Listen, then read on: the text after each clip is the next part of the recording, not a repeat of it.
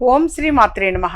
ఇప్పుడు తెలియజేసే అంశము మొండి బాకీలు వసూలు అవ్వాలి అని అంటే అవి ఎలాంటి మొండి బాకీలైనా సరే, ఎంత సతాయిస్తున్న వాడైనా సరే అటువంటి మొండి బాకీలు వసూలు అవ్వాలి అంటే చాలా సింపుల్ ప్రాసెస్. మామూలు మన గృహంలోనే దీపారాధన అనేది చేస్తాం పూజా మందిరంలో. ఆ దీపారాధన అనేది 5 ఒత్తులు వేసి దీపారాధన చేయండి. కొబ్బరి నూనె వేసి చేయండి. శ్రేష్టం ఏమిటయ్యా అంటే పర్పస్, ఈ పర్పస్కి కొబ్బరి నూనె అనేది వేసి దీపారాధన అనేది చేసి ఎర్ర పువ్వులు అమ్మవారికి సమర్పించండి. ఈ విధంగా ఎంత 40 రోజుల పాటు, ఒక మండలం పాటు చేయాలి. ఒక మండలం పాటు కనుక చేస్తే చాలా చాలా మంచిది.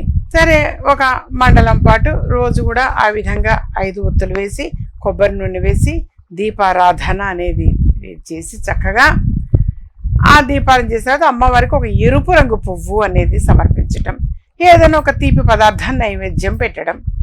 తీపి పదార్థం ఏదీ లేదు, చెయ్యలేకపోతున్నాం అంటే ఇంత బెల్లం ముక్కైనా నైవేద్యం పెడతాం.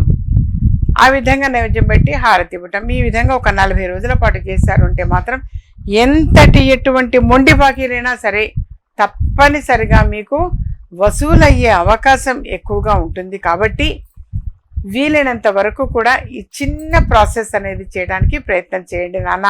చాలా త్వరగా మొండి బాకీలన్నీ కూడా వసూలు అవుతాయి అమ్మవారి అనుగ్రహం వలన.